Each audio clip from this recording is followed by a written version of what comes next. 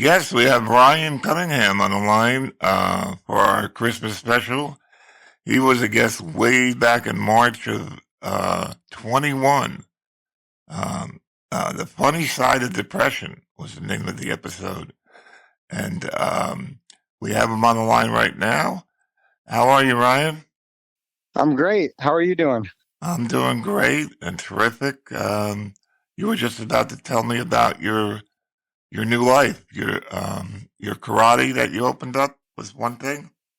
Yeah, so it's been a little bit of a whirlwind, really. We've had um, I now own a martial arts dojo, as well as a comedy club too here. So Yeah, I didn't know that. um, yeah, so well, and this has all been uh, about basically a 6 month development. This we're coming up now uh, on our 6 month, and I really only know that because of the fact that now our rent is actually due. So Oh my God! so, so now it's real. So um, Wow.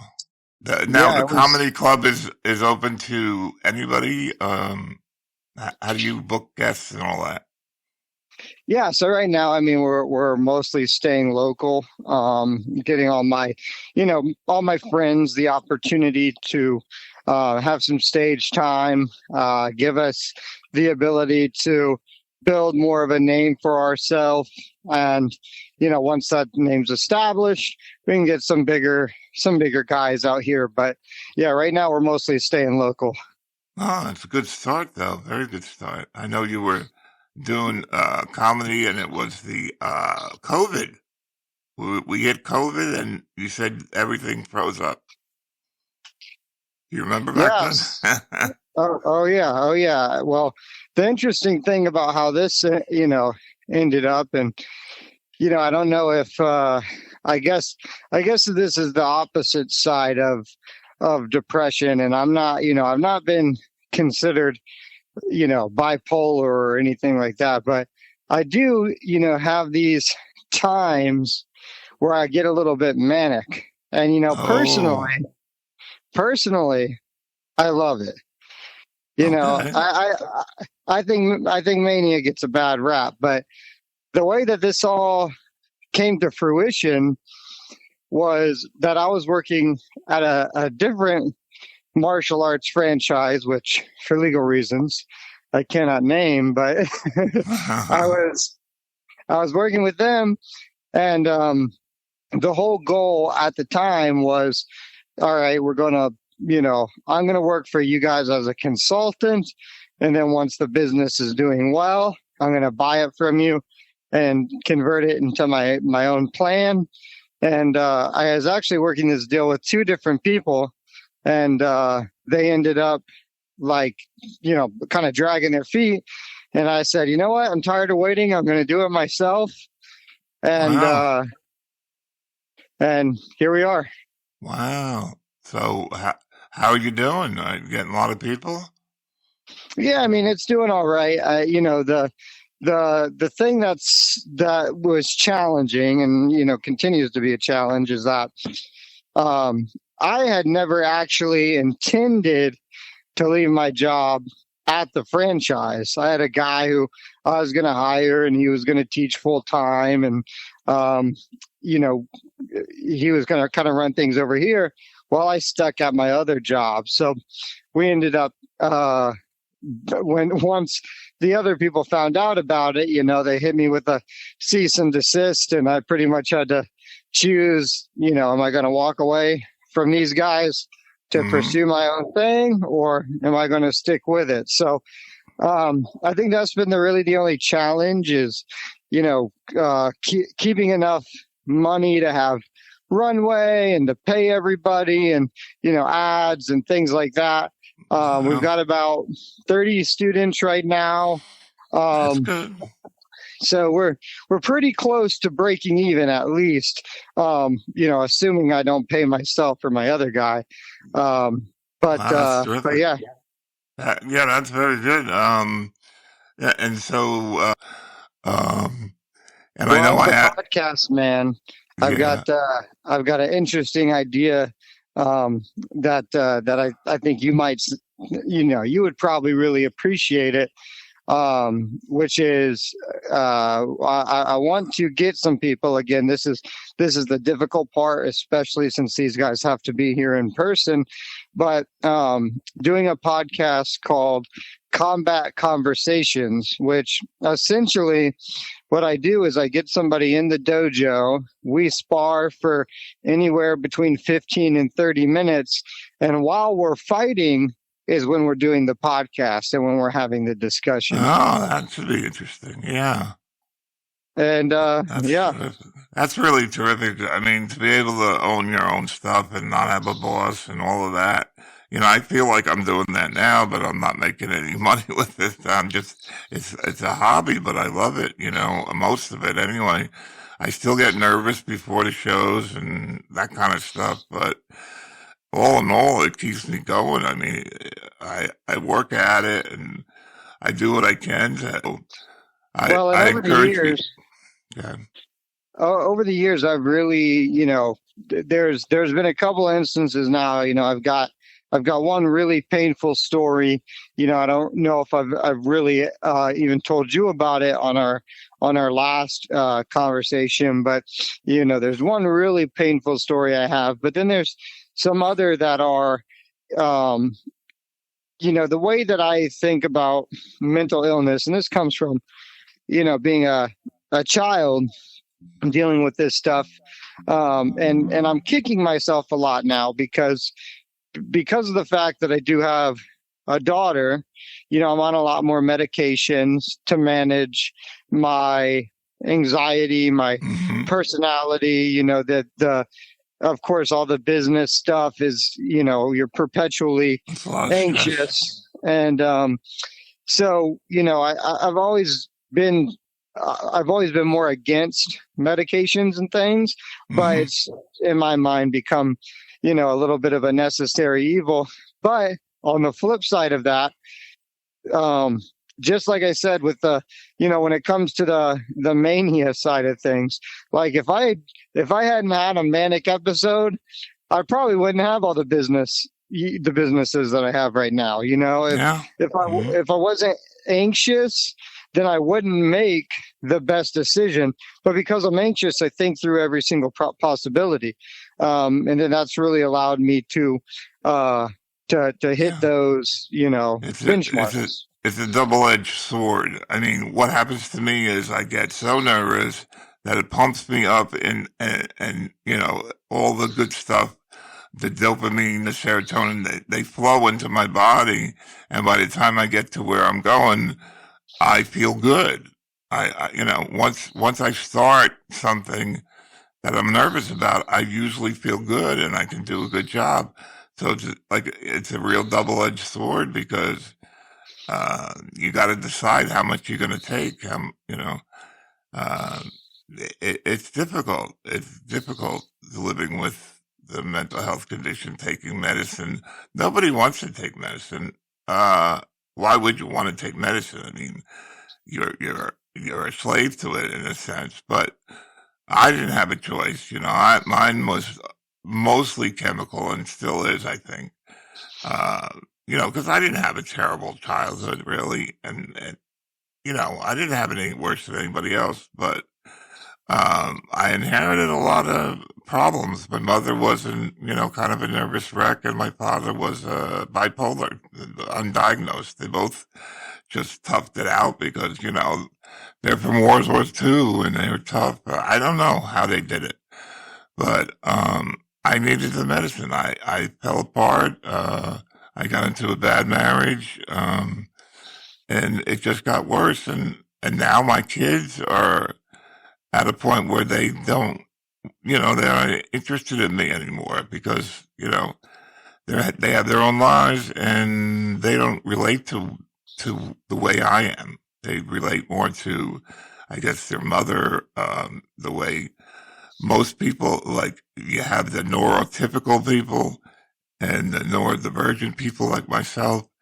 So it's very difficult to have a good relationship between the two. I struggle with it. It's really hard. So, how old is your daughter? She'll be seven on Oh her boy, birthday. yeah. So she was like 3 when we talked initially. Oh Yeah. yeah, and it was, Uh, yeah, it was. I mean, it's been a whirlwind on both, on both ends of the spectrum. It's, yeah, we got an autism diagnosis with her, oh, um, okay. which it's not a bad thing. No, no. The most uh difficult part recently has been, me and her have always been very close. Her mother just was not a uh provider in any sense. She was a stay-at-home mom who forgot to do the mom part. Um, Oh, and so, so, are you separated? Or oh yeah, we've oh, been divorced now. We probably separated very soon after our discussion. oh, okay. I'm Um, gonna have to take that first part out. I thought oh you were no, no, guys. it's totally okay. I mean, it was interesting to me what you were saying about your journey on the medication and your bad marriage and things like Yeah, that, yeah. because that one thing that I've had a string of relationships since her mom, and one thing that I really struggle with still is kind of getting back to my baseline personality. We had, I'll give you an example, is I've always been the kind of person to kind of laugh in nervous situations and find the humor and whatever the fight is and whatever it may be. And so when I was married, we had this um issue where we would get into an argument and then I would start laughing about it, and I wasn't like, I'm not laughing at you. I just think the whole situation is kind of funny and it's making me nervous, and but eventually she kind of beat it out of me of don't laugh at me, and all of this. And so then laughing, instead of laughing, then it became yelling. Yeah. And then if I can't laugh, well then I guess I have to yell. So Mhm. then the yelling, obviously, rightfully so, became a problem. And it was like, okay, well, if I can't yell, what I started doing was, if I was getting frustrated, was I would take a deep breath. And then she'd go, you can't, don't breathe at me like that. And I'm like, so I can't laugh, I can't yell, and I I can't can't breathe. What breathe. can I do?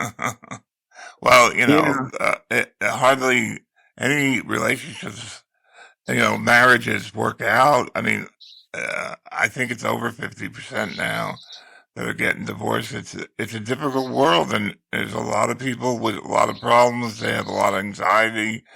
I think everybody knows that we're kind of in an overall crisis ever since COVID, and mental health is right on top of the problem. We have to get to a point where people can help themselves. I have a friend, and he used to drink instead of dealing with things. Like, oh, every time I try, well, why don't you go to a counselor? No, no, that's just talk. I don't believe in that. But he would drink. He would drink, binge drink. He just called me the other day. His kidney's gone. Yeah, he needs a new kidney, which probably won't get. So it, it it will kill you if you don't open up. But I know a lot of people that will refuse to open up. They don't want to tell you anything about themselves. Nothing. My brother's like that. One of my sons is like that. And this friend of mine, he never talks about himself. He never says, Bob, I feel a little anxious. No, nothing. So you can't keep it bottled inside. And, you know, I'm probably talking to, the wall, because people that are like that aren't going to change, I guess. It's a shame, because they will do the accepted thing, drink, drug, whatever they have to do, take Xanax maybe, but they won't solve it. They won't try to solve the problem. Uh, the problem has to be solved. Your subconscious is a crazy thing, and and when you go to counseling, what happens is you resolve things subconsciously, and Yeah. that's just the way it works. But people don't want to say, "Oh, wow, I'm in charge of my mind. There's nothing that somebody can say that'll make it any better. There's nothing I can do that'll make it any better. I'm definitely not taking any drugs. My God, I don't need drugs. Drugs, that's for weird people. I don't want drugs." And that's what we get. Everybody I talk to about drugs, they all said initially they didn't want to take them. And then they might say, "Well, I don't like them that much, but I take them." So it's the last resort. But guess what? If Well, you're bad, if you're doing poorly, guess what? You need it. yeah, and this is where, I've had deep conversations with myself as well, because, I really, I, there's 50-50 times when I'm on it and when I'm not on it. Cause I'll Yeah. give you an example of, my, there's a medication I take, called, mirtazapine. Yeah, I And take it. so, okay, yeah. So I use it for basically uh, like OCD, like death Hmm. OCD kind of thing. So Yeah. if I'm not on it, I'll just be, say, driving down the street. I'll see a semi behind us, and then my mind will play out this whole scenario where I slam on the brakes, the semi runs us over. Yeah. Me and my daughter are dead. That's It's just called, it kind of. it's psychotic. You just think everything negative is going to happen. And, I still struggle with that. Even with, I'm on like 6 different medicines, but, I had so many problems to begin with. I got the horrible ADHD where I could barely talk to people. I could barely, it's one on one like we're doing now. That's fine. But following a group conversation, forget it. You know, Yeah. just forget it. I don't know what's going on ever. And then I can't read. I can't write because of my dyslexia. It's terrible. And then I have anxiety out, like crazy. And then I have depression at times. And now I take a medicine now that really, really helps my depression, and it really, really helps my apathy that I had.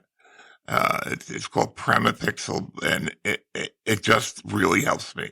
I mean, it's like night and day. I used to Yeah. have the worst mornings. The mornings were so bad, you wouldn't believe it. But now the mornings are like, "Oh, I'm ready to go. Oh, I'm ready." So, the medicine can help a lot in some cases. I mean, a lot, lot, lot.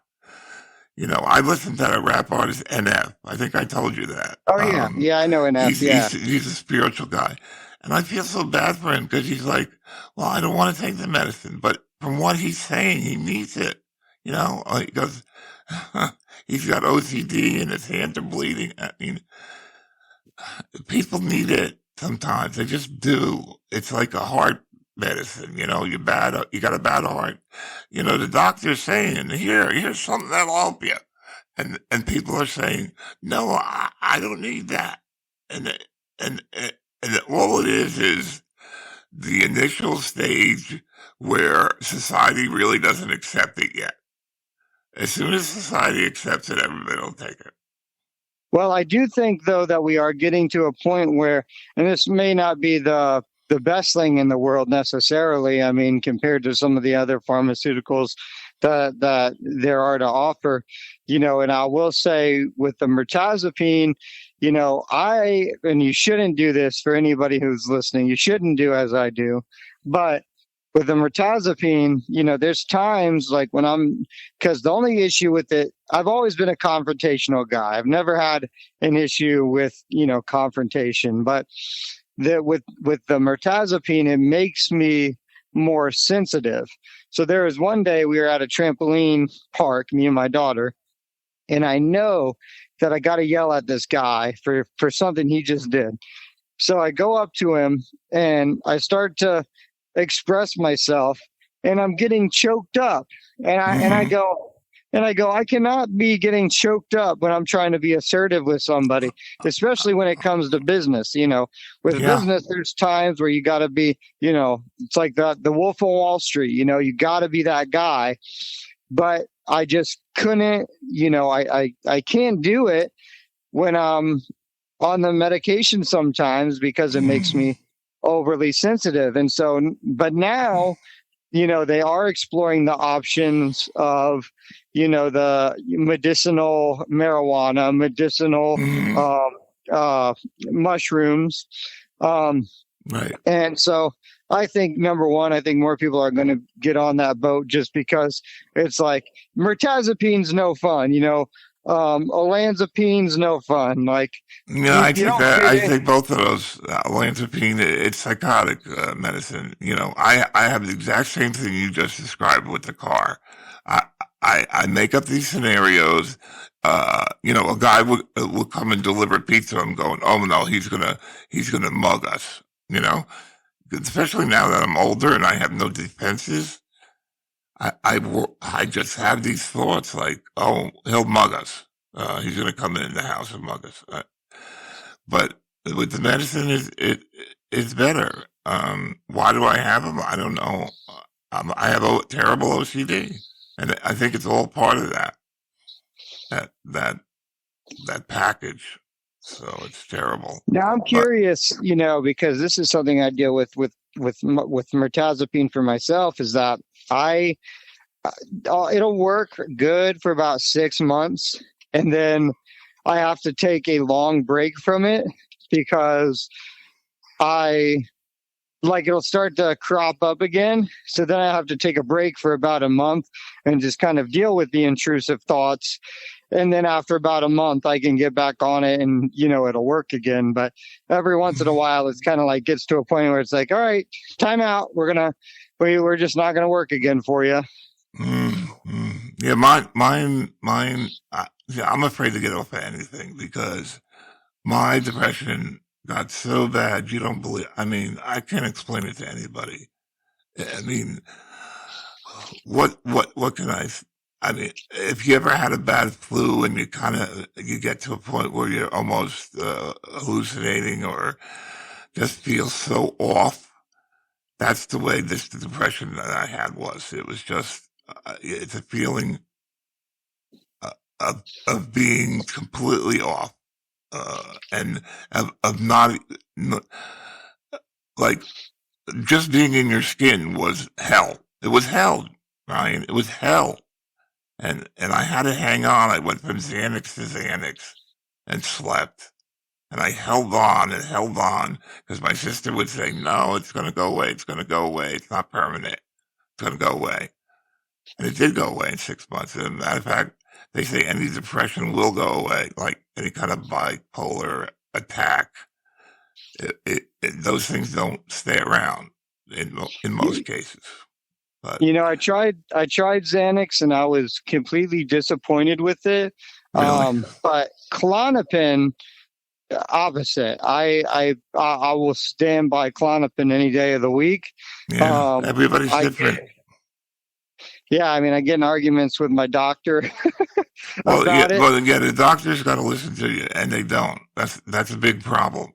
Um, like I had a situation where I had to go into the hospital, and the doctor said to me, "I'm taking you off this medicine." I said, "No, I can't go off it because I'll go, really bad. I'll get really bad if I go off it quickly." That's what I meant, okay? And he started saying, well, oh, you're addicted to it. You're addicted to it. I said, no, I'm not addicted, but I can't get off of medicine quickly. I have to wean off of it. And finally he gave in, but Well, doctors don't always. and it's only an addiction because and now I'm not trying to discredit anybody who is addicted, so I'll say that as a disclaimer. But it's only an addiction because they've put that designation on it. Like, are we going to say, like, if you go, I'm addicted, no one's going to say you're addicted to oxygen or you're addicted to Or water, food. How about food? because those are two things you need. Yeah, yeah. That's You know, exactly when it, right. Yeah. because I deal with chronic pain as well, and I have a muscle relaxant I use, called tizanidine, which it's the only one that works for me. There's a million of them out there, but it's the only one that works for me. And these guys, yeah, they'll say, "Oh, well, you're going to get addicted, and it's going to cause these liver issues, or it's going to do this, do that, whatever it might be." And it's like, I get that, but I teach martial arts. I need to be able to use my entire body. Like, I need to sleep. It's the only thing that puts me to sleep. And if I don't use it, well, then that is when I'm going to resort to, well, I can just go buy some, THC from these dispensaries. And then the doctors don't want to prescribe you anything if you pass dirt bad on a drug test. And it's not a perfect world, and people aren't perfect, and they have brain problems with their brain. And the problem with the people that have problems with their brain is that they don't want to admit they have a problem with their brain, which is a problem. That sounds funny, but that's the way it is. People are so ashamed of admitting that they have a problem with their brain that they'd rather die. They'd rather drink and die of kidney failure. I have two friends that drank themselves to death now. I had she was 49. She was about 2 foot tall. Now she's like 5 foot tall. And she drank and drank and drank. And then finally, one day, she just hemorrhaged out, a brain hemorrhage or something. And she died. And that's what people do. Instead of doing the work that you need to do to get better, they say, fuck it. I'm not doing it. I'm not going to go get help, because it's too much shame. They can't do it. Well, not even just shame as well, but the money, Well, that too. But I think a lot of it is really just they don't admit to themselves that there's a problem with their brain. For some reason, that problem is too much to admit. And I don't know why. But I have to wrap this up because it's supposed to be 20 minutes, but I'll cut some of it out maybe. But I really appreciate you coming on. It's going to make the program so much better. It's going to be on Christmas Day for the whole day, midnight to midnight. It's going to be 6 years of highlights of the show. All right. Well, good luck. And, we got to do another show. We just did. Yes, sir. Well, and if you're ever in the Raleigh, Durham area, then you can be one of my combat conversation guests. Terrific. I know a little karate. I'm a black belt. So, Are you really? That's right. We talked about that. that. I remember your interview very well. I remember your interview because we talked about the black belt, and there were some other issues that you were having back then, and COVID. You had everything was locked down. All right, Ryan. Thank you so much for doing the show. I really appreciate it. Yes, sir. Talk to you soon. All right. Take care. Bye-bye. Bye-bye.